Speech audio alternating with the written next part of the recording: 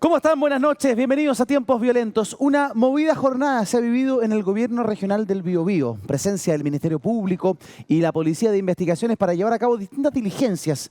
Esto y la renuncia de 3 funcionarios claves marcaron este día lunes en Concepción. Por su parte, el presidente Boric abordó el tema de los polémicos convenios a través de un live en redes sociales, mientras el gobierno mantiene estériles despliegues comunicacionales para poder intentar recuperar el relato de lo que sucede en el país. En otra arista, la directora de presupuestos, Javiera Martínez, está en el ojo del huracán. El ministro de Hacienda, Mario Marcel, la blindó señalando que es la mejor directora de presupuesto que hemos tenido, pero las críticas a la gestión de Martínez arrecian en las últimas horas. Comillas, no es común que hayan ocurrido tantos robos de notebooks, de computadores en ministerios y a autoridades del Ejecutivo. Cierre comillas, son las palabras del fiscal nacional. ¿Qué duda cabe, fiscal? La duda tristemente asoma cuando nos preguntamos si algún día sabremos quiénes están detrás de todos estos hechos y si la ley será lo suficientemente rigurosa para castigar este actuar, porque pasan los días y cada vez se hace más extensa la lista de fundaciones investigadas y la lista de autoridades que han salido del gobierno. Hoy me acompañan Rodrigo Rettig, el abogado liberal, Natalie Campuzano, consejera regional de Valparaíso, Camilo Morán, exdiputado de Renovación Nacional, y Ronald van der Vet, abogado asesor de la Unidad Consultiva de la Reforma a Carabineros. Bienvenidas y bienvenidos a una nueva semana aquí en Tiempos Violentos.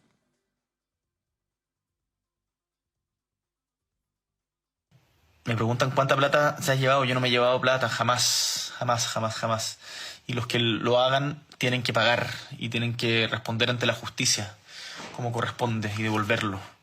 Eso no lo vamos a justificar jamás, jamás. Sea duro con lo de las fundaciones, me dicen. Que no tengan ninguna duda de que no vamos a permitir que se sigan instalando malas prácticas. No se imaginan la rabia de ver que hay gente que se aprovecha de los recursos de todos los chilenos. Instalamos una comisión para que nos haga recomendaciones cómo mejorar el estándar del Estado. Estamos trabajando en eso. Esperamos hacer anuncios pronto. Mañana vamos a promulgar una ley contra los delitos económicos. Pero sepan que para mí es muy, muy importante. Ha sido muy duro, pero no duro en términos como persona, que no importan mis emociones en esto, sino es algo que no podemos tolerar nomás. Ahí está el presidente de la República, Gabriel Boric. Ayer, Día del Niño en nuestro país, el presidente hace un live desde su casa y a propósito de esa materia, y de pronto alguien le dice, bueno, ¿cuánta plata se ha llevado? Saca el tema de la fundación y los convenios. El presidente se toma un instante para entregar esas declaraciones, entre otras que señaló. ¿Qué piensan de estas palabras? Nuestros invitados de esta noche, los 10 primeros segundos son de Rodrigo Rettig. Buenas noches, Rodrigo. Muy buenas noches. Fuerza y trabajo al Ministerio Público. Tienen un encargo muy importante que para la sociedad es relevante para poder determinar las responsabilidades del caso convenio. Así que mucha fuerza a los fiscales que están a cargo de la investigación. Investigación que tiene diligencias importantes en todo nuestro país. Natalie Campuzano, consejera regional de Valparaíso, está con nosotros también. ¿Qué le pareció las declaraciones en este live del presidente, Natalie? Yo creo que nadie puede desconocer lo que dice el presidente. No solamente hay rabia, sino que también hay angustia, que hoy día el principal tema sea en este tema de los convenios, atendiendo de que Chile tiene un sinnúmero de necesidades y una agenda que hay que retomar, y yo espero que la agenda se pueda retomar por el bien de la ciudadanía. Perfecto. Estamos también con Camilo Morán, exdiputado de Renovación Nacional. ¿Cómo estás, Camilo? Muy buenas noches. 10 segundos para ti. Muy buenas noches, muchas gracias. Bueno, el gobierno nos tiene acostumbrado a un permanente análisis de comunicación política y estrategia electoral. Yo no creo que la pregunta ni la respuesta hayan sido espontáneas. Mira. Camilo Morán no cree entonces en la espontaneidad de la pregunta ni tampoco de la respuesta. ¿Qué piensa de estas palabras del presidente don Ronald van der Vet? Buenas noches, Rodrigo. Ronald, adelante. Muy buenas noches. Para mí este es un tema que va más allá de lo que declare o no el presidente. Se necesitan acciones concretas.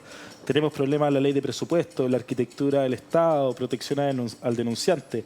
Recordar cómo se destapa esto para llegar a la solución. Perfecto. Vamos a profundizar respecto a todas sus declaraciones durante esta noche aquí en Tiempos Violentos. El presidente se hace cargo en este live. También lo hace en la pauta en la que firma, ¿cierto?, la promulgación de la ley de los delitos de cuello y corbata. Pero señala que, él dice, no me he llevado plata. Y también señala que le da rabia.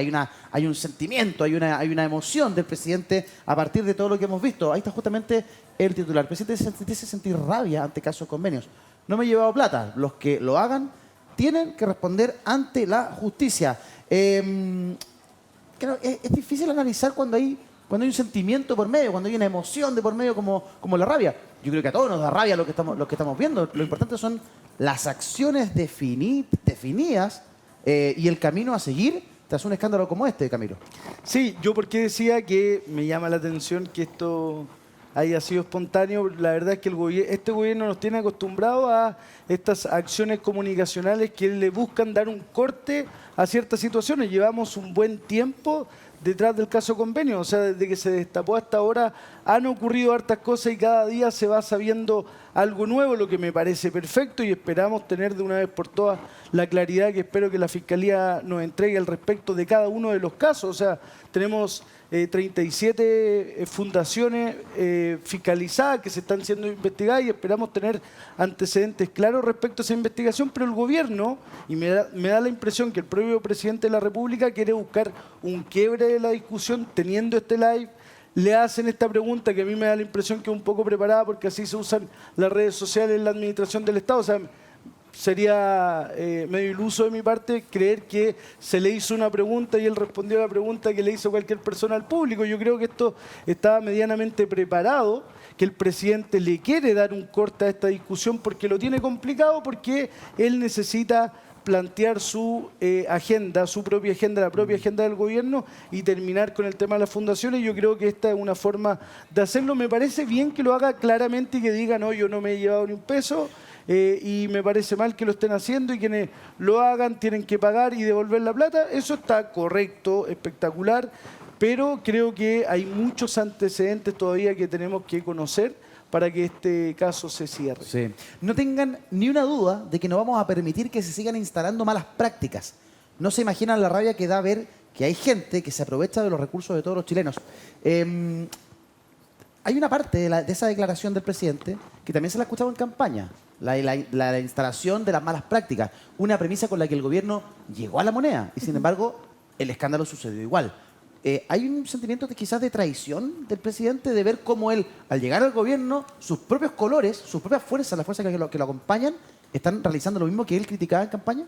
O sea, yo creo que no hay duda de la línea que instala el presidente, es decir, o sea, en este caso poner en la mesa su sentimiento a raíz de lo que tú estás indicando. O sea, claramente pareciera ser que hoy día hay una contradicción por parte del gobierno, pero también entendemos que el presidente no es el principal ejecutor de aquello, ¿no? Y también hay que dejar súper en claro que este gobierno sí, no solamente ha tenido un discurso, sino que ha tomado las medidas, en este caso, no solamente de condenar, sino que acciones como la Comisión en materia de probidad, etcétera, pero también el llamado es a los parlamentarios. Hoy día vemos un sinnúmero de críticas que pasó a raíz del caso Convenio que desata todo lo que ya sabemos, pero también hoy día se están cuestionando los gobiernos subnacionales, también tenemos acciones del gobierno anterior y del gobierno anterior, por tanto hay el llamado a los parlamentarios a hablar de manera propositiva, ¿no? Yo he visto bastante crítica que se necesita también conocer el contexto, se necesita también tener una reflexión, pero yo creo que ya es momento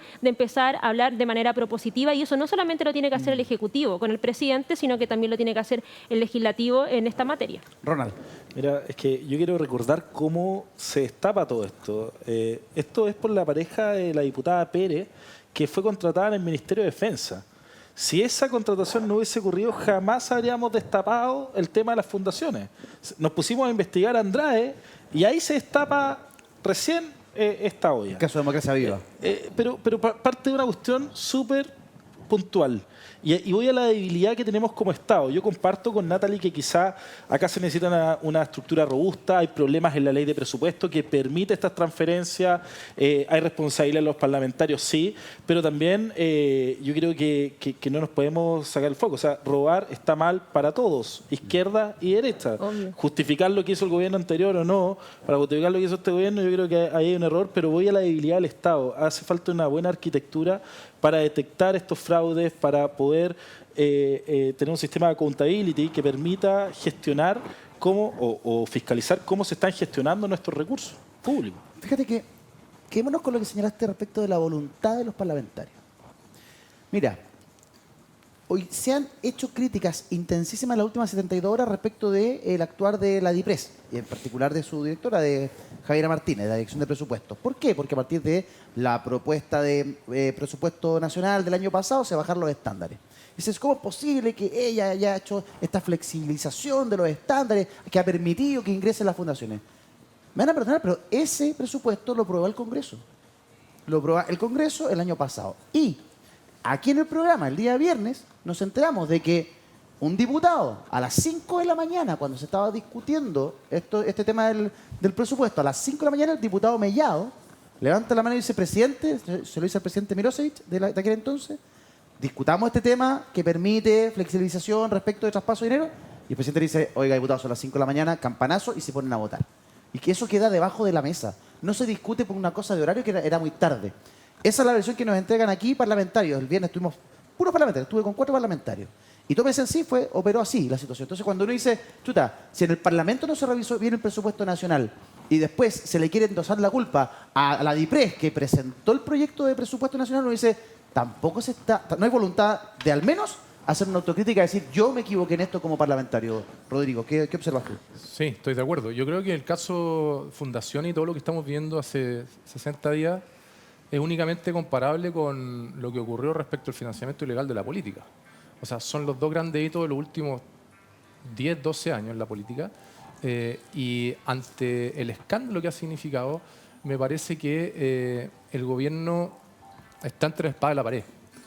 Yo aquí he hablado las últimas 2 semanas de responsabilidad política, que era algo que al inicio no era amigo de hablar de ella, porque estábamos iniciando el conocimiento de cada uno de los casos, y estos casos empezaron a explosionar por varios lados, y ese elemento, o sea, la cantidad de casos que son, los elementos de bajar los estándares respecto de evaluación de los programas para transferencias de dinero, y tú vas sumando los casos, me parece que no queda otra alternativa que mostrar una cabeza a la ciudadanía.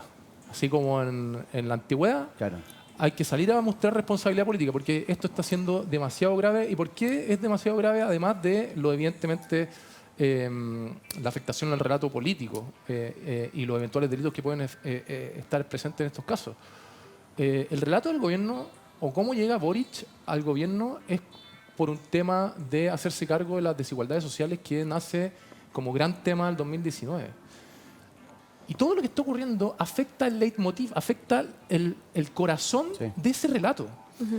Y mientras ese corazón de ese relato no pueda ser operado, no pueda entrar al quirófano para que ese corazón le pongan uno nuevo o lo arreglen, se hace muy cuesta arriba los 2 años que quedan de gobierno. Entonces, yo hago un llamado al gobierno que debe pasar responsabilidad política a quien corresponda, pero de primera línea ministerial. Esto no aguanta más. ¿El ministro Giorgio Jackson no resiste más en el cargo?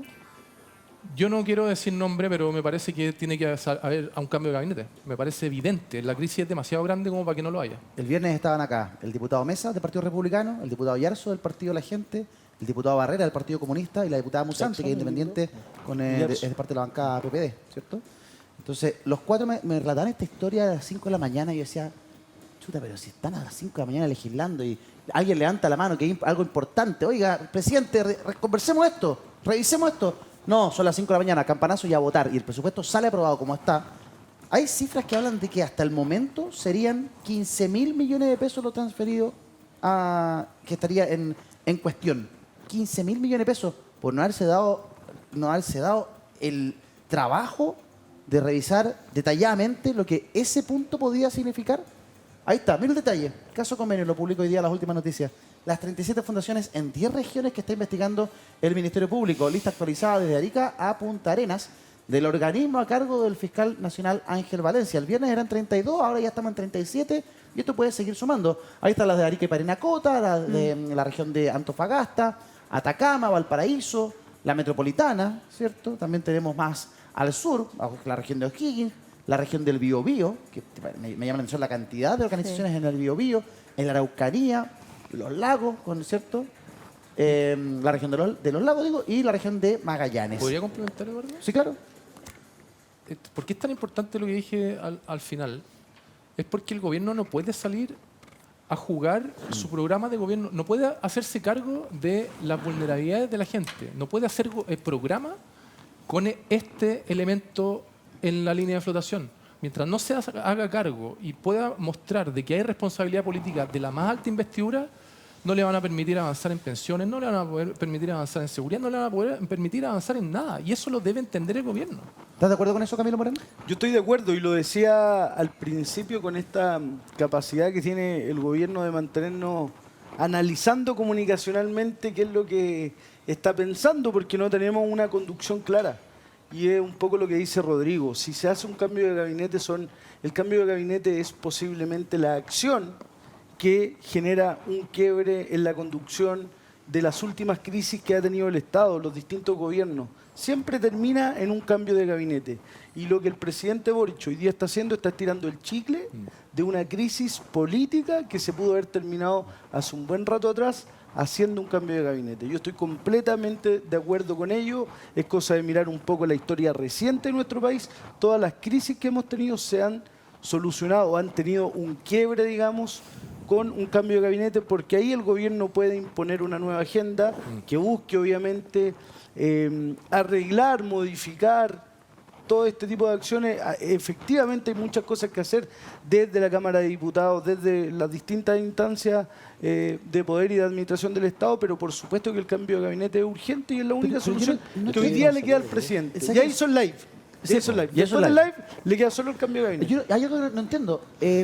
Cada vez es más transversal para mí recoger opiniones de estas características, ¿no? Tiene que haber un cambio de gabinete, ya no se sostiene, los ministros son fusibles, este gobierno no ha entendido que los ministros son fusibles, que esto está dañando al presidente, al gobierno, etcétera, etcétera. Sin embargo, hoy día los medios le preguntan a la vocera de gobierno, a la ministra Vallejo, y la ministra Vallejo dice no ha cambiado nada respecto de lo que señalé hace un mes. O sea, no va a haber cambio de gabinete. Lo que te da a entender esa declaración es que no va a haber cambio de gabinete. Yo no sé si la derecha, al pedir tanto que la caída del ministro Jackson, lo está sosteniendo finalmente, y lo que tienen que hacer es aflojar un poco para que el presidente pueda hacer el cambio, porque si no, es la derecha haciendo los cambios de gabinete, ¿o no? No. Es un tema de cómo yo no se creo ve que esto se más que el solucione fondo. con un cambio de gabinete. O sea, no podemos desconocer el fraude al fisco que ha ocurrido con las fundaciones con un mero cambio de gabinete. O sea, acá tenemos que perseguir las responsabilidades políticas y penales hasta el final. Sí, Esto no termina... Paralelo sí, pero no termina con un cambio de gabinete, no se da vuelta la hoja. El presidente es libre, ¿no?, de cambiar su gabinete, pero yo creo que el ministro Jackson es una piedra en el zapato para la izquierda y la derecha, y eso hay que asumirlo. Los mismos funcionarios de gobierno lo ven al ministro Jackson como un problema. Si el presidente quiere mantener al ministro Jackson por su amistad, está en todo su derecho, pero está poniendo en duda el modelo de gobernanza. Y hay que decirlo por lo claro. O sea, el presidente tiene que impulsar reformas que él las pretende, y en este escenario es imposible seguir con la reforma tributaria, reforma de pensiones. El pacto fiscal no se justifica cuando está esta plata perdida, y en el fondo, claro, ¿cómo le exigimos a los contribuyentes entregar más plata al Estado si estamos gastando más los recursos? Natalie, tú eres una mujer frente amplista, tú eres de Convergencia Social, el partido del presidente. ¿Cómo se entiende la permanencia del ministro Jackson toda vez que le genera mucho daño a la figura del presidente? Mira, yo creo que nadie puede desconocer que hoy día el ministro Jackson es un tema constante y que ha dificultado el proceder del gobierno. Ahora la pregunta desde mi punto de vista es, bueno, cambio de gabinete y después qué, ¿no? ¿Y por qué digo después qué? Porque efectivamente el tema, cuando vamos ahondando lo que está pasando, el caso fundaciones, etcétera, pareciera ser que no es tan fácil solamente en razón a sacar o mantener a un ministro, ¿no?, sino que es más estructural. Y perdón que sea lo que voy a decir en este momento corporativista desde los gobiernos regionales, pero el caso que vemos de los gobiernos regionales, con una cifra abultada de esta situación de distintos lugares del país, se debe porque hoy día nuestro Ejecutivo y Legislativo no han pensado en cómo se estructura este espacio. Hoy día los gobiernos regionales no tienen la facultad de ejecución propia, tienen la obligación de transferir recursos tanto a los municipios como su principal contraparte, como también a terceros, en este caso terceros como organizaciones sociales. Eso no quiere decir que el proceder de estas organizaciones sociales o privadas que tienen acciones ilícitas se pueda justificar, claro, en ningún caso. pero acá hay un tema que es de fondo, ¿no? Y pareciera, a mí me molesta mucho, y por eso digo desde la perspectiva corporativista, desde lo que represento, desde el Consejo Regional, que hoy día se ponga en tela de juicio el proceder, la acción, cuando nunca hemos tenido un enfoque real de legislar. O sea, lo que te contaba en el día viernes a ti los parlamentarios es cierto. Nosotros después trabajamos con el presupuesto que disputan o que en este caso debaten los parlamentarios de la nación, o sea, de la República de Chile. O sea, cuando discutimos el presupuesto de los lagos, de la quinta región, etcétera, en razón a las líneas o las glosas que en este caso ponen en discusión los parlamentarios. Sí. ¿Y de qué forma? Ahora, no quiero andar porque hay mucho detalle de por medio, pero como se ha transferido competencias hoy día a los gobiernos regionales, también hay falta de, en este caso, de legislación en materia de control de aquello. Ahora, partamos que todo debiese actuar de la buena fe de cada una de las partes, pero sabemos que en esto hay que poner las aristas que efectivamente para que no suceda más adelante. Ahora, y por eso digo, pasa la acción política que se pone en cuestión y luego qué, ¿no? Y por eso creo que el tema tiene que ser mucho más de fondo y tiene que haber un tema estructural. Solamente quiero dar un caso y por favor que no se asuma con el tema de la comparación. Cuando estuvimos en una crisis importante en Chile hace muy poco, que fue la crisis sanitaria en nuestro país, ¿Ya?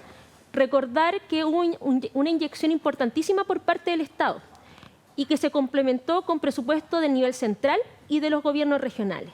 ¿Quién ejecutó las cajas de mercadería que ustedes se acuerdan o distintos tipos de otros beneficios directos? Fueron privados. ¿Por qué? Porque en este caso no se le permite a las instituciones, en este caso el gobierno regional, que fuera el ente principal para poder realizarlo. Entonces, también hay un tema que está cuestionado, etcétera. Entonces, creo que, insisto, hay un tema que es de fondo que se debe velar para que esto no suceda, porque a lo mejor estos temas después se va a quedar en el olvido y va a volver a suceder. Y creo que hay que regular al privado para que participe activamente, sin duda, con el Estado. Yo estoy de acuerdo contigo de que este escándalo finalmente va a reflotar una vieja discusión de qué sistema de país queremos. O tenemos un Estado subsidiario, que es lo que tenemos hoy día, en el que la sociedad privada, las entidades privadas, van en ayuda de cosas que debiese hacer el Estado, pero que no puede hacer, ¿cierto? Que es el modelo que tenemos hoy día, donde muchas fundaciones hacen una pega extraordinaria y otras pocas que han sido muy vivas en el último tiempo se han llevado un turro de plata gigante como a la casa. O es el Estado el que asume ciertas responsabilidades, que es lo que me lo plantea el diputado Barrera el otro día, y esta mañana escuchaba a un senador también del Partido Comunista, poner este tema sobre la mesa. La verdad es que la discusión es de larga data y tiene para rato también, y no lo vamos a resolver nosotros aquí, se está resolviendo en el Consejo Constitucional y ahí sabemos que no va hacia dónde va la pelota. Ahora, dicho aquello, lo que a mí me preocupa es que quede la sensación en la casa, en las personas que están viendo el programa o en la opinión pública, de que aquí va a haber mano blanda, arreglo político, y todo esto va a pasar el tiempo, van a venir los Panamericanos, los Juegos, van a venir el fin de año, el 18 de septiembre, nos vamos a olvidar, y después vamos a tener una cuestión, el festival de las causas cerradas, el festival de se acabó, todos tomados de la mano, nunca más. Eso no puede pasar esta vez. Chile no está para ese tipo de arreglos. Ese tipo de salidas serían impresentables e inaceptables. Entonces, la esperanza, podemos ponerlo de manera más optimista, está puesta en el Ministerio Público, porque yo veo que de responsabilidad política están los mismos ministros que estaban hace 2 meses atrás. Sí, y en ese tenor, recordemos de que hace 2 días atrás se formalizó al señor Ancalao y quedó en prisión preventiva. Por lo tanto, observamos de primera fuente de que el ente persecutor penal del país ya ejecutó, apretó el botón respecto al primer caso de relevancia a este respecto, y la persona quedó en prisión preventiva, no obstante fue candidato presidencial. Y mira, perdón, y te interrumpo, porque vamos a llegar a los lagos, vamos a llegar a Ancalao, a su detención, a la otra persona que están buscando, tiene orden de arresto. Pero además, te complemento, mira la puerta de la segunda. Fiscalía citará a Jackson, Montes y Javiera Martínez, a los ministros Giorgio Jackson, Carlos Montes y a la directora de presupuesto Javiera Martínez. Ministerio Público ha establecido que existen vínculos entre funcionarios de gobierno de Boric y quienes recibieron los fondos. Mayoría de las fundaciones no tienen patrimonio económico para poder responder y se sigue recabando información sobre los movimientos de Daniel Andrade, el famoso señor Andrade. Además, jefe de anticorrupción, el fiscal Eugenio Campos, se reunió con el CERVEL y con el Consejo de Defensa del Estado la semana pasada. Entonces, claro, complemento lo tuyo porque uno ve en el comienzo de todo esto que el Ministerio Público está trabajando con todo. Yo espero que terminemos la carrera como la estamos partiendo. Sí, el señor Valencia parece que llegó con todo ahí a la Fiscalía Nacional, lo que me parece correcto y enhorabuena, ha ocurrido lo anterior. Explicarle un poco a la ciudadanía que está viendo de que el proceso penal en este tipo de delitos, los delitos económicos y que se relacionan a funcionarios públicos, requieren una investigación exhaustiva y esas investigaciones exhaustivas requieren tiempo. Entonces, el llamado es a ponderar de que no va a haber una avalancha probablemente de formalizaciones en el corto plazo, si bien ya existe la del señor Ancalao y si bien puede existir una o dos en un corto o mediano plazo. Estas investigaciones comúnmente son de larga data, por lo tanto la ciudadanía debe comprender de que se van a demorar un poco estas investigaciones. Y en el contexto de la nota de la segunda, también explicarle a la ciudadanía que en un proceso penal a uno lo pueden citar como imputado a declarar, es decir, a quien le están investigando y levantándole cargos, pero también como testigo. Ciertamente a los ministros y a la directora de presupuesto lo están citando a título de testigos para que puedan aportar antecedentes a efectos de que el ente persecutor logre entender el puzzle respecto de la investigación que se está haciendo. Ahora, quien declara como testigo y dependiendo lo que declare, puede pasar a la categoría de imputado en la eventualidad de que existan más antecedentes que permitan ir endilgándole responsabilidad a esa persona. Importante la presencia de Rodrigo Retico hoy día como abogado penalista, porque cuando uno ve esa portada, muchísimas personas pueden decir, por eso lo dijimos. ven, yo sabía, Claro. ellos tienen que ver, ven, yo sabía, están detrás. No. Fueron citados a declarar como testigo y Rodrigo acaba de explicar lo que aquello conlleva y significa. La ministra vocera de Gobierno, Camila Vallejo, se refirió justamente a este punto. Escuchémosla. Son cosas distintas. Ahora sí, la justicia determina la eventual acto delictivo de un funcionario de Estado, particularmente del Poder Ejecutivo. Obviamente que nosotros no vamos a quedar impávidos ante eso, ¿no? ¿Qué tal, ministra? Muy buenas tardes. El gobernador Rodrigo Díaz aceptó la renuncia de 3 altos funcionarios. Esa respuesta tiene que ver con cuando le preguntaron respecto de si existía la posibilidad de que fueran citados a declarar. Luego el diario La Segunda plantea que van a ser citados. Y el fiscal Valencia declaró, vamos a llegar hasta donde hay que llegar con todos los recursos necesarios. Yo ahí vuelvo a hacer una pregunta que hice el viernes respecto de justamente el actuar del Ministerio Público. Ronald, ¿tienes confianza de que el trabajo del Ministerio Público en este escándalo va a ser muy diferente al trabajo del Ministerio Público en el escándalo de financiamiento ilegal a la política? Era el fiscal que sale en la portada, Eugenio Campo, ex fiscal regional de Magallanes, que llevó, entre otras cosas, otras causas, el fraude a carabineros y la verdad que ha sido un fiscal de excelencia.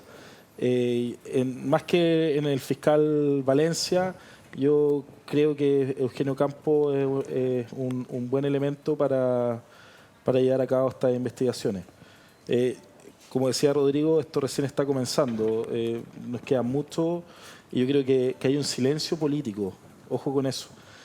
Acá son los medios de comunicación los que han impulsado este tema, la Radio Bio Bio, este programa, La Tercera, pero la clase política está en un silencio incómodo. Yo creo que este tema... ¿Por qué crees tú? Yo creo que este tema va a salpicar a mucha más gente de la que estamos viendo. ¿Estás de acuerdo con eso, Sí, Rodrigo? y lo enlazo con lo que dijo Natalie. Y yo estoy metido en una investigación como abogado querellante respecto a una causa que también eventualmente puede llegar a una arista de gobierno regional. El tema de las cajas de alimentos del 2020 Ya. se asignaron, y de hecho uno puede abrir Ciper Chile, hay una nota bien extensa a ese respecto, y actualmente hay una investigación, si mal no recuerdo, en la región de Tarapacá, en donde se va a formalizar al ex intendente o gobernador, ahí puedo estar... En ese momento, intendente. En ese momento intendente, y a empresas que se hicieron cargo de estas cajas, porque básicamente lo que había era que el Estado inyectaba dinero al gobierno regional, el gobierno regional contrataba a empresas para distribuir esas cajas, pero habían sobreprecios y cometillas entre medio, y eso implicó de que se destapara lo anterior, y por tanto me parece que el ítem transferencias del Estado a empresas privadas va a empezar a hacer agua por muchos lados de diversas formas. Sí, parece que este mecanismo No, para hacerse discúlpame. dinero es mucho más amplio y tiene muchos más giros de lo que hemos descubierto hasta el momento, Natalie. Sí, y aprovechando ya que estamos hablando de esto, o sea, si le preguntamos a la ciudadanía cuántas obras están paralizadas en Chile, que son obras del Estado que están en manos de terceros, en este caso privados, por licitación, te aseguro que son muchísimas. O sea, ya en la región de Valparaíso tenemos muchísimas que tienen un rol que se declaran en quiebra, que simplemente dejan la obra botada, etcétera, y luego el Estado tiene que volver, en este caso con las distintas instituciones, volver a inyectar recursos, y eso también es una forma, en este caso, de golpear al Estado en materia de, podemos también hablar de delito, ¿no? En ese caso. Pero como ojo tal. ahí, porque hay muchas obras que se han detenido, por ejemplo, por el Consejo de Monumentos Nacionales y otras cosas que van deteniendo las obras, encuentran un hueso, cualquier cosa, y dice, oye, pero paralizamos. claramente no me refiero a Hospital aquellas. Salvador. Pasa, No me refiero a aquellas. pasa, o sea, hace poco salió un reportaje de eso, y la verdad es que también necesitamos un Estado eficiente en todos sentidos, o sea, un Estado que permita al privado ejecutar la Oye, obra. hay un caso, ya que estamos hablando de Estado ineficiente, hay un caso de un CESFAM en la comuna de La Cisterna que está detenido porque la empresa que salió y que no terminó la obra aún no está finiquitada. Y ustedes saben que para poder continuar la obra tienen que finiquitar a la empresa que tenía el contrato vigente.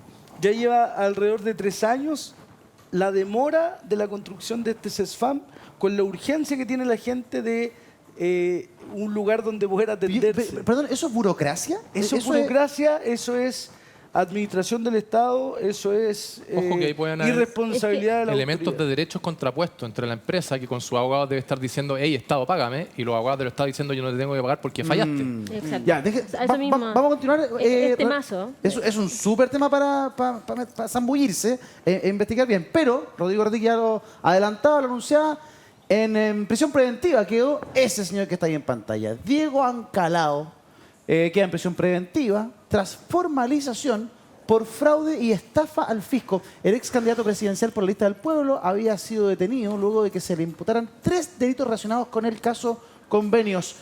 Camilo Morán, abro Sí, contigo esta noticia. Yo quiero acá mencionar algo que tú dijiste y me gustó mucho. Ojalá seas candidato alguna vez porque yo votaría por ti. Me convenciste. No, mira, fíjate tú que este caballero estaba ya en tela de juicio, recordemos, por algo que se nos olvidó, que pasó lo que no queremos que pase con este caso. Se nos olvidó, se salió de la opinión pública y dejamos de hablar de ello. De las firmas falsas Las 20.000 firmas. para inscribir una candidatura y los notarios muertos. Mira. O sea, este caballero ya tenía esos antecedentes previos y hoy día fue detenido, si no me ¿Está equivoco. detenido? Formalizado. Fue formalizado pero- y prisión preventiva. Y quedó prisión preventiva. Pero la formalización fue como que lo detuvieron. Sí, fue en una un orden lugar- de detención emanada del juzgado de garantía para que lo detuvieran, valga la redundancia. Detenerlo implica llevarlo a la audiencia de formalización y en la audiencia de formalización quedó en prisión preventiva porque la Fiscalía solicitó esa medida cautelar. Y este caballero quería ser presidente de la República. Ese es un poco el hincapié que hago a tus palabras, Eduardo.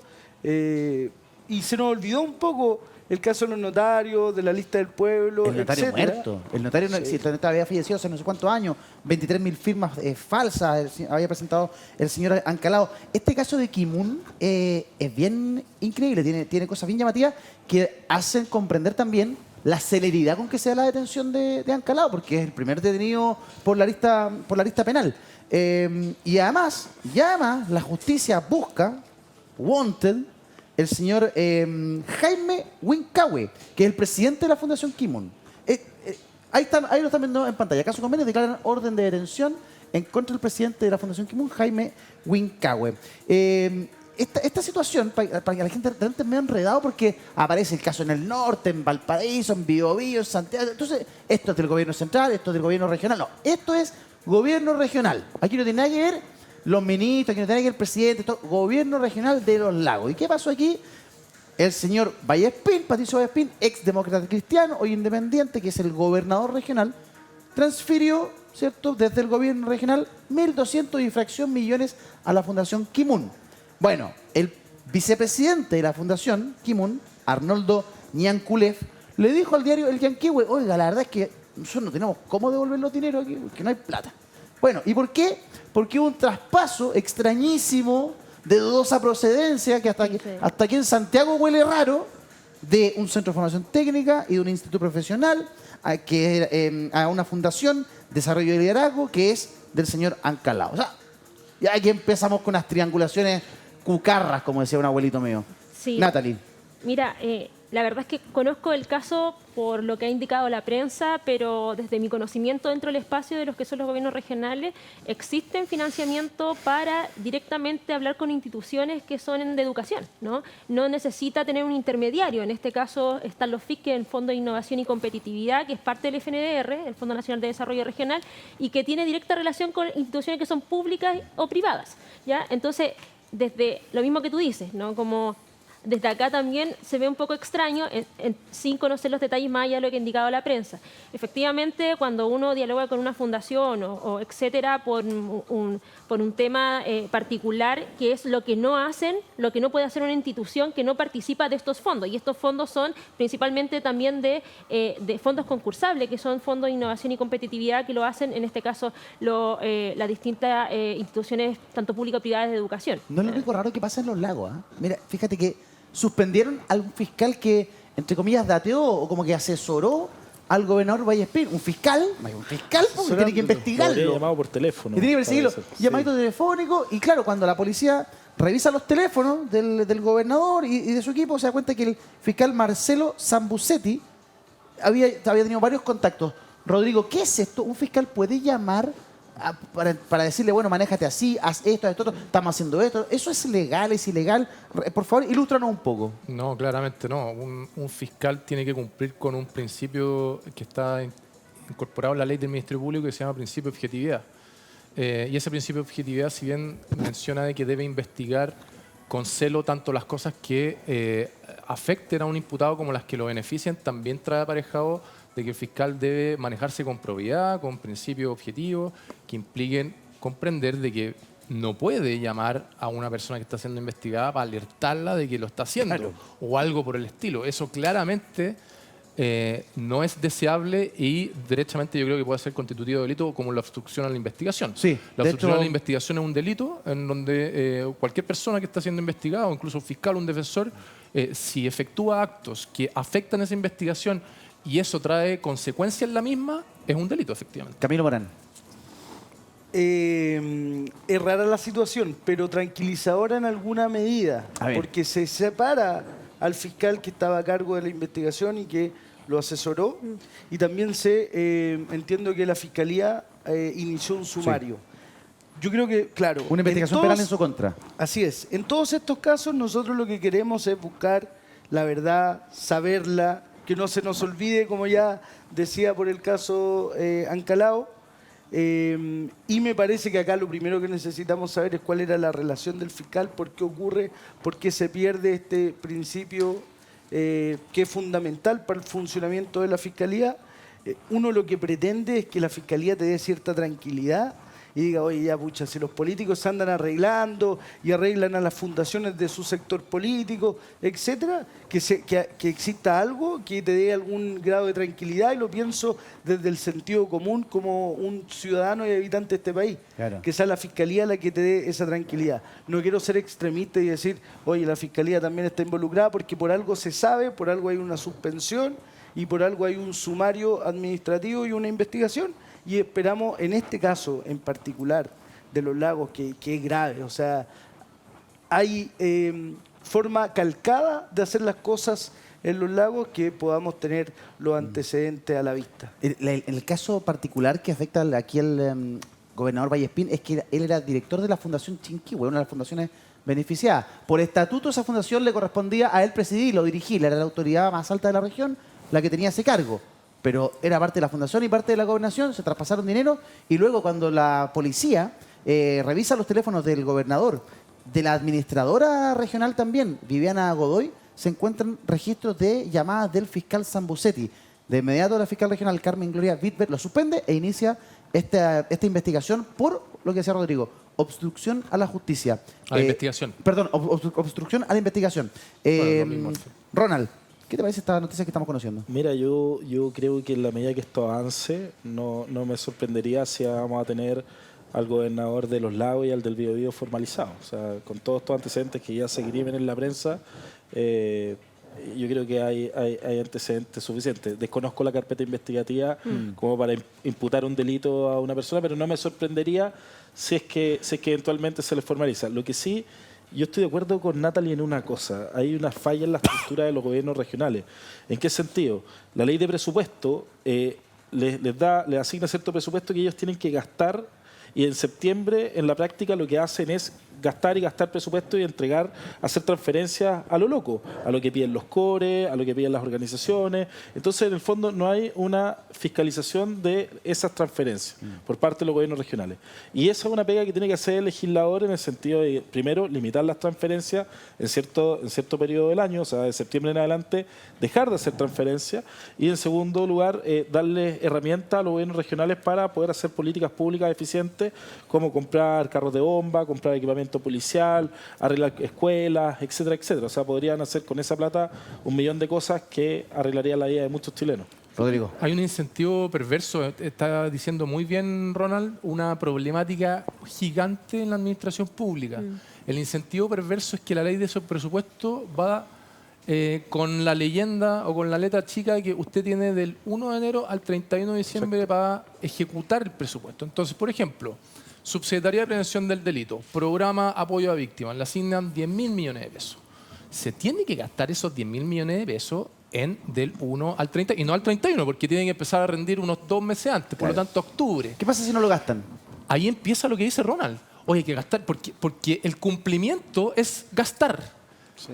Pero que se gaste bien o mal, ahí hay una zona gris. Se apunta como mala la autoridad que no gastó los recursos. Porque después lo que sale en la noticia es, por ejemplo, gobierno regional de X lugar tiene un 45% de ejecución y que se interpreta que no se hizo la pega de la ejecución. Claro. Porque el problema es que si tú no ejecutas durante el periodo que se está indicando acá, luego DIPRES, que es la división de presupuesto, te dice, a ver, región X, usted parece que no tiene tantas necesidades. Usted gastó la mitad del presupuesto, por tanto, el próximo año, en la discusión presupuestaria, ¿no? Usted va a tener la mitad del presupuesto. Y ahí el problema, porque efectivamente las regiones tienen grandes necesidades, el problema es hoy día que no tienen la herramienta para la ejecución y ahí estamos evidenciando un problema real de las regiones. Los parlamentarios, en la discusión, ya que tocaron ese tema en este mismo programa, los parlamentarios, en la discusión del presupuesto, lo primero que hacen es mirar cuáles fueron las autoridades que ejecutaron y las que no ejecutaron y tratar de traspasar esos recursos. De hecho, este mismo gobernador Vallespín le sacaba brillo a esa noticia. Hemos ejecutado una cantidad de presupuesto X, súper bien, nuestro gobierno regional. Claro, las fundaciones amigas. Ahora, de los lagos nos vamos, esto es como el informe del tiempo, nos vamos al Biobío. Uno de los casos más bullados es el famoso caso Polizzi, usted lo ha escuchado, pero en el gobierno regional del Biobío hay varias cuestiones en revisión. Justamente sucedió esto hoy día. La imagen que estamos viendo ahí, que trae Radio Biobío, de la PDI allanando las oficinas e incautando documentación y computadores por el caso convenio. Computadores, documentación, todo muy, muy, muy relevante para saber bien cuáles son las responsabilidades de las autoridades, en este caso en particular. Hoy día también tuvimos declaraciones del señor Vivanco, el ex Ceremi, respecto del caso Polizzi. Uno ve que hay amplio movimiento en todas partes respecto de estas investigaciones. En el caso Biobío, vimos ya las imágenes del allanamiento, que esperemos traigan resultados pronto para determinar responsabilidades. Yo espero que así sea y que sea pronto, porque cuando ahondamos en este tema que es necesario, yo estoy muy de acuerdo que ojalá, por favor, tengamos los responsables prontamente para poder zanjar este tema y seguir, en este caso, discutiendo los temas de fondo como lo hemos hablado acá.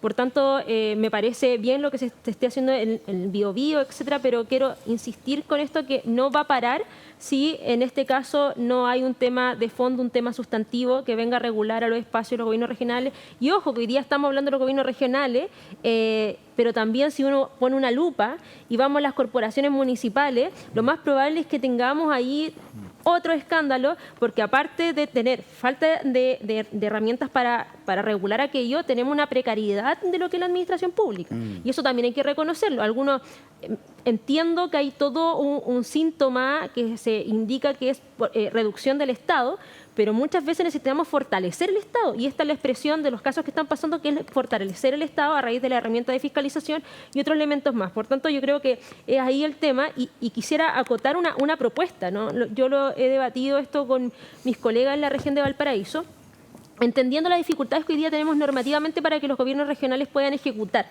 ¿no? Ellos directamente y requieran de un tercero, en este caso una organización social, etcétera, para hacer determinada acción. Creo que es necesario la vinculación pública y privada, eso no lo desconocemos y también reconocemos a aquellas que han tenido una tremenda labor. Pero para que participen, yo creo que con el Estado estas instituciones, estas fundaciones debiesen estar en un registro nacional, ¿no? Con estándares distintos, ¿no? Y no que sea cualquier fundación que dialogue con un espacio determinado y que se adjudique porque X o hay una apreciación X. Yo creo que Generar un filtro. hay que generar un filtro y que estén registradas previamente, ¿no? Sí. Y creo que eso... O que tengan cierta antigüedad, porque en la Araucanía había con requisitos que puede ser antigüedad, que puede ser patrimonio, una serie de cosas. Investigadas son nuevas. Son nuevas. Son patrones comunes los siguientes. Sí, a ver, patrones comunes. Fecha de constitución, inexistencia de boleta de garantía, amplio giro de servicio Claro. y cuarto, conflicto de interés. Claro. El Ministerio Público está encontrando estos 4 patrones en el contexto de todas estas investigaciones agua abajo a nivel nacional. Y la fecha de constitución importante es posterior a la ley de presupuesto. O sea, ojo con eso. Exacto, sí. O sea, se ahí aprueba la llega- ley de presupuesto y después aparecen estas ahí fundaciones. surge la duda razonable en la directora de presupuesto, lamentablemente, porque cómo se constituyen, en el fondo, muchas de estas fundaciones también por asesores de un partido político determinado, sobre todo en la Araucanía. O sea, se constituyeron Vamos a llegar a diciembre. la directora de presupuesto, vamos a llegar a Javier Martínez, pero antes revisamos las declaraciones del gobernador Rodrigo Díaz, del Biobío, justamente a Radio Biobío, en torno al caso Policia. Escuchemos. ¿Diría que el gobierno pudiera estar detrás de eso? Se No lo lo pregunto descarto. directamente. No lo descarto, porque cuando aparece un seremi de gobierno a pito de nada, conversando con una de las personas imputadas en estas investigaciones, y habla de sicariato, a mí me parece que el peso de la prueba está al frente, en el gobierno nacional. ¿Cree que actuó solo o que obedeció alguna directriz? Estamos hablando de Eduardo Vivanco. No lo sé, pero me parece que la teoría de un actor solitario es débil de sacar adelante. Me quedo con lo que dijo al principio. Él le otorga cierta credibilidad o posibilidad que el gobierno central tenga algo que ver con que se conozcan ahora estos casos de los gobiernos regionales. O sea, hay una cosa, con todo respeto por el gobernador Díaz, un poquito conspirativa. ¿Qué piensan ustedes? ¿Creen que esa posibilidad sea tal, que exista la posibilidad de que el gobierno central, para poder liberar un poco la presión del incendio que tiene en la moneda, ¿cierto?, con los ministros, destapen esto que está pasando en regiones? O ¿Podría sea, pasar algo así? yo creo que, o sea, primero descarto aquella teoría absolutamente porque todos los casos que han salido vienen nuevamente a golpear al sector que en este caso encabeza a la moneda o relacionado con el Frente Amplio. Y yo creo que también, como estamos condenando, estamos refiriendo que hay que avanzar en este tema, hay que buscar a los responsables, etcétera, pero también que esto no se convierta en una carnicería. Yo creo que también hay que tener ese cuidado porque de repente han salido casos que no tienen ninguna relación con lo que se está hablando y creo que también hay que tener los cuidados pertinentes de por ¿Usted cree medio. que no? ¿Qué piensa Camilo? Yo no sé, no confirmo ni descarto. Mira, que tenga algo que ver el gobierno central. Por eso decía yo al principio, el gobierno nos tiene en un permanente análisis de comunicación política y estrategia electoral, porque uno, la verdad es que no tiene claridad de qué está intentando hacer el gobierno desde el gobierno central, digamos. Pero tú Pero dices a mí me esto llama... es una estrategia electoral No lo sé. Sería No sé pésima estrategia No sé si es electoral. una estrategia electoral. Lo que sí sé es que es importante analizar cómo se destapa el caso de Biobío, que es distinto al de los lagos, pero tiene una conexión que se la preguntan al gobernador, que tiene una conexión política y él se echa para atrás y la descarta de alguna manera. Yo creo que sí hay una conexión porque no es clara la respuesta. Pero esto se sabe porque el día antes de firmar el convenio, la Fundación Por Ti, si no me equivoco, en ti, la pareja de Camila compra la OTEC que le presta servicios por 93 millones y medio. El señor Polanco, ¿no? El Si no me señor falla la memoria. Polanco, que compra el 5% de la OTEC y el 95% lo tiene un amigo, Matías Godoy. Matías Godoy es dueño del 95% de esa OTEC que le va a prestar servicios a la fundación por 94 millones de pesos aproximadamente. Y él, al darse cuenta de todo esto, va y se autodenuncia a la PDI y ahí se destapa todo esto. Este caso también se le dice caso lencería, porque cuando se comienza a investigar y se evalúa el gasto que tiene la cuenta corriente de esta OTEC, está principalmente en gastos de una marca de ropa interior, Sí, lencería. o 2 marcas de lencería, y algunos restaurantes y hasta delivery. O sea, en eso se estaban gastando los 94 millones de pesos que estaban asignados para gastar en capacitación. Por lo tanto, creo que es importante un poco saber la naturaleza de cómo se destapó esto, y a mí me da la impresión, por eso te decía que no descarto ni confirmo, me da la impresión que también lo que está haciendo el gobernador un poco es tirar la pelota para el córner, como se dice en buen chileno, cuando cita al gobierno central y dice, no, acá hay una operación de algo. A mí me llama mucho la atención la forma en la que se conoce la información y que hoy salgan 3 altos funcionarios del gobierno regional, porque si se va su jefe de gabinete, si se va el director de... Se va el administrador se va el regional, administrador del gobierno regional, el jefe de gabinete y se va y el jefe de una división. O sea, algo raro hay de todas maneras, y él acepta la renuncia y además saca esta declaración. A mí me parece bastante extraño. Extraño. Rodrigo Ortiz. Sí, es como tragicómico lo que está ocurriendo cuando tú, Eduardo, dijiste, bueno, saltamos como en el tiempo de los lagos, ahora vamos al Biobío, y probablemente saltemos a otra región. Y probablemente salgan portadas como la de la segunda que mostramos hace 15 minutos, y probablemente siga escalando esto. Citar a declarar a los ministros, por más que uno como abogado penalista diga que van como testigos y que no van como imputados, es una bomba para el gobierno. Claro. Y el gobierno debe saber identificar que la única forma de salir jugando de esto es con un cambio de gabinete. Y aquí quiero hacer una distinción. Ronald dijo en su oportunidad, en su primera o segunda intervención, como las responsabilidades penales deben ser y no las políticas, o como algo así dijo. Si me equivoco, Ronald me puede corregir. Pero las dos van en paralelo. En materia penal, que el imputado estire el elástico todo lo posible y, si es que él no cometió el delito, que pruebe su inocencia. Pero en materia política es totalmente distinto. Si hay tanto ruido en el río, lo importante es abrir compuertas para que ese río escurra agua abajo y el gobierno pueda preocuparse de gobernar. Hoy día el gobierno se está preocupando de apagar incendios en todos lados. Y la única forma de que esto cambie y que puedan preocuparse de pensiones, de seguridad, de salud y de todo lo que le preocupa a los chilenos es pudiendo mostrarle a la prensa, a la política y a la ciudadanía a cabezas de ministros que implique comprender de que el presidente de la República pasó lista respecto a los responsables políticamente de esto, no penales, políticamente de esto. Claro, mientras antes se resuelva ese nudo, antes se desarticula todo lo que empieza a conllevar. Porque resulta que en el camino empiezan a aparecer estos antecedentes. Mire, delivery, ropa y hasta pan revelan gastos que habría realizado Camila Polizzi con dinero público. Y esto se toma el debate. No solo lencería sería parte de las compras ciudadanas. Ahí está el detalle. Costos de los cursos y talleres. Curso práctico en mantención y cuidado lumínico, 6 millones de pesos. Taller de mantención y cuidado lumínico, 2 millones de pesos. Curso de seguridad cibernética ciudadana, 15 millones de pesos.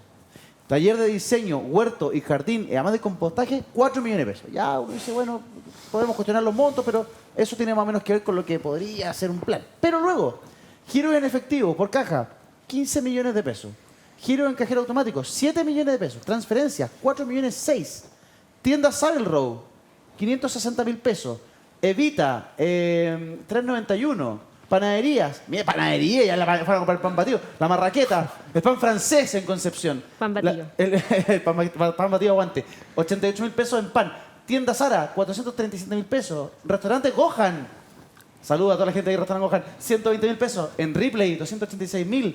En el supermercado Líder, 432.000 pesos. Tienda Guillo, 150.000 pesos. Que también es ropa, harta ropa. Falabella, 110.000 pesos. H&M, 225.000. El sanatorio alemán, la clínica, 91.000 pesos. Fue al doctor. Oye, tiene ISAPRE, da lo mismo. No se preocupe, tengo una fundación. Tengo fundación. Da lo mismo, yo no tengo ni FONASA ni ISAPRE, tengo una fundación. Y en pedido ya, oye, pidamos algo, un sangurucho, pidamos un sanguchito para la casa, 91.000 pesos. La verdad es que, 76.000 pesos en pedido ya.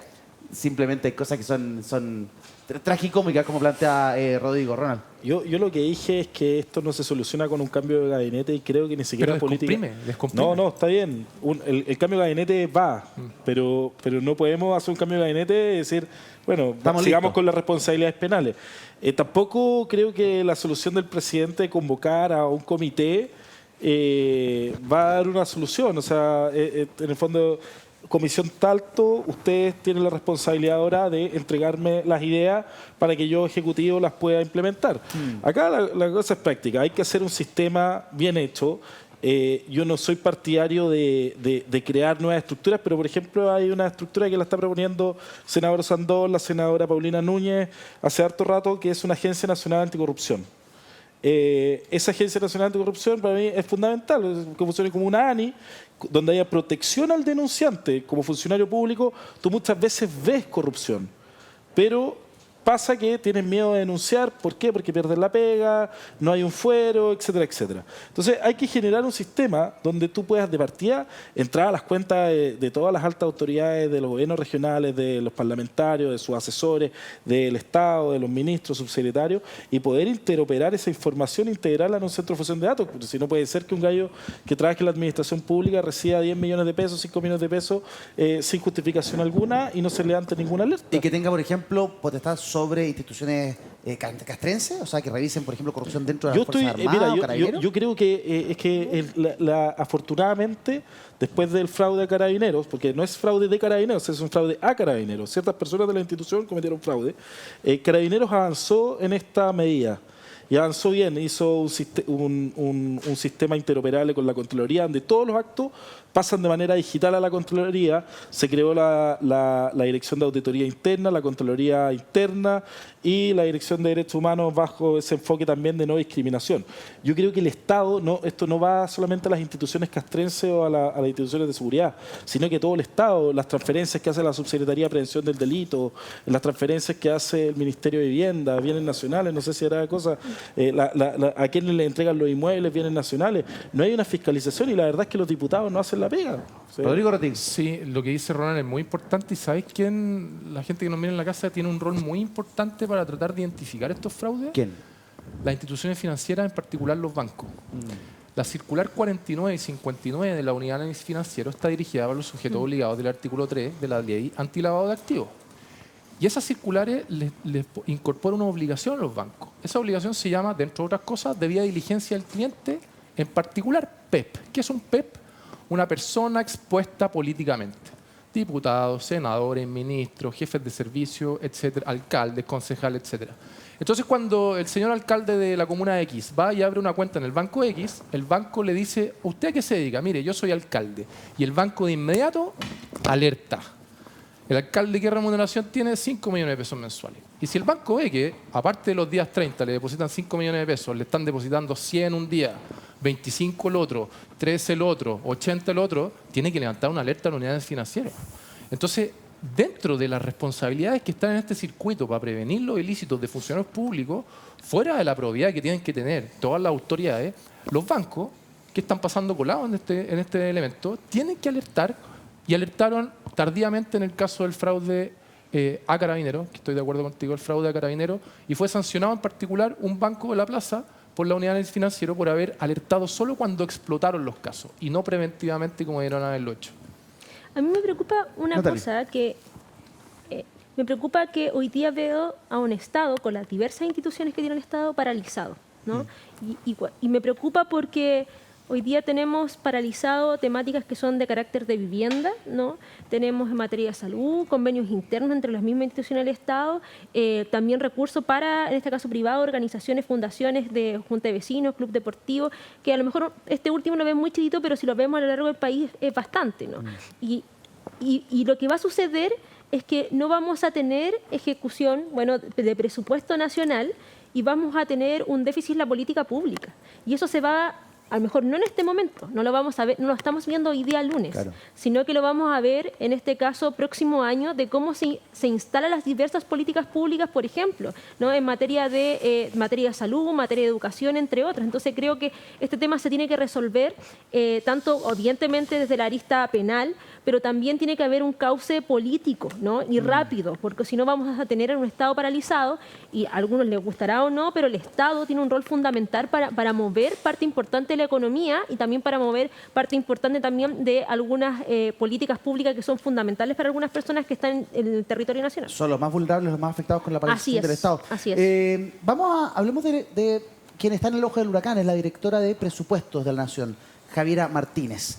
El ministro Marcel insiste en la, comillas, brillantez de Martínez en la DIPRES y señala, argumenta, a ninguno nos tocó un ajuste fiscal como el del 2022. Señala justamente el ministro Marcel, a ninguno, y me incluyo yo mismo, porque él fue también director de presupuesto en su momento, nos tocó asumir una tarea de esa envergadura, dijo el ministro de Hacienda, destacando la gestión de la directora de presupuestos y blindándola de los cuestionamientos en medio del caso convenio. Esto lo dijo hoy día, el día de ayer había planteado también que ella había sido la mejor directora de presupuestos que había tenido Chile desde la vuelta a la democracia al menos, o en la historia.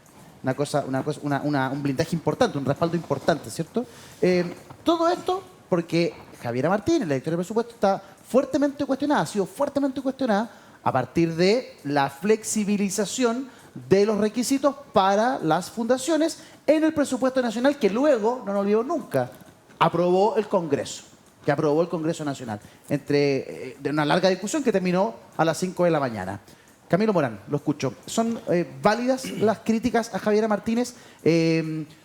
¿Corresponde, es su responsabilidad que esto esté sucediendo de alguna manera? No. ¿O aquí hay una culpa compartida y ella la están tratando como el chivo expiatorio? Sí, yo creo que se está buscando un fusible muy bajo. Yo conozco a Javiera Martínez y la conocí por el alcalde de Maipú, teniendo una muy buena gestión respecto a lo que estaba ocurriendo cuando llegó la nueva administración de Maipú y la sanitaria. Tras Katy Barriga, cuando llega el alcalde. Claro, y el problema que tampoco era de Barriga, sino que venía de más arrastre, que era el caso de la sanitaria. Yo fui parte de esa comisión para tratar de ayudar al alcalde a buscarle una solución al problema que hasta el día de hoy entiendo que todavía no se termina de solucionar, pero la conozco profesionalmente, tengo una buena opinión de ella desde ese punto de vista, y yo creo que acá lo que se está haciendo es insistir en buscar un fusible, pero yo creo que es un fusible muy menor para lo que se requiere, y tal como estoy al medio en el estudio, estoy al medio, digamos, de la posición entre Rodrigo y Ronald, porque estoy de acuerdo con ambos. O sea, yo lo dije desde el principio también, creo que acá tiene que haber un cambio político, estructural, importante, que marque la línea, y eso es sin duda un cambio de gabinete, no hay otra opción, pero en paralelo a eso funciona la Fiscalía, etcétera, y en paralelo tiene que haber un conjunto de medidas que el gobierno presente y plantee una agenda que se haga cargo de esta problemática, porque ya en análisis de todos acá hay un problema de administración del Estado. Y eso se hace tibiamente, creo yo. Ayer el presidente de la República en un live dice algo de una comisión y nos vamos a hacer cargo y me van a hacer unas propuestas y yo las voy a llevar al Congreso para que solucionemos esto.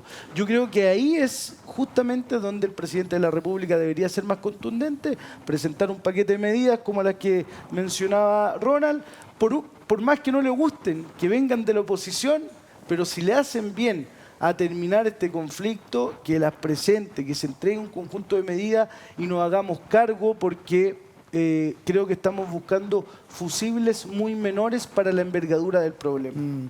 Ronald, ¿qué es lo que se está queriendo hacer con Javiera Martínez, la directora de la DIPRES, al responsabilizarla de esto que estamos viendo? Hoy día no sé qué me pasa, porque yo en general soy súper... Pero hoy día estoy tirando la cadena. Yo creo que acá lo que está haciendo el ministro Marcel es blindar su propia responsabilidad política. Acá se modificaron 2 partidas de la ley de presupuesto, la partida número 24, yo creo que alguien tiene que responder por esa partida que se modificó. No solo los parlamentarios, porque en la ley de presupuesto, a mi juicio, a mí lo que me ha tocado ver con los temas de Carabineros, se han cometido ilegalidades, y directamente. En la ley de presupuesto se ocupó el Fondo Revalorizador de Pensiones de IPRECA para pagar los desahucios solamente de Carabineros, o sea, los fondos de Gendarmería, la Policía de Investigaciones, Carabineros, solamente para los Carabineros, que ese fondo debería venir justamente de la IPRES. Entonces, si uno parte viendo la ley, en el fondo los parlamentarios confían un poco en lo que haga Hacienda. Hacienda generalmente es una institución seria, es un ministerio serio, pero ahí a estar revisando una ley de presupuesto que tiene 5.000 páginas, y que tiene varias partidas en profundidad, yo creo que para un diputado, un senador es difícil. Ahora, un diputado levantó la mano y dijo, discutamos esto, y sonó la campana y tuvieron que votar a las 5 Bueno, de y la ahí mañana. el diputado tuvo que haber actuado con más fuerza. Con más fuerza debe haber actuado. Hacemos una pausa, regresamos de inmediato, no se vayan. Seguimos haciendo tiempos violentos en esta noche de lunes aquí en Vía X.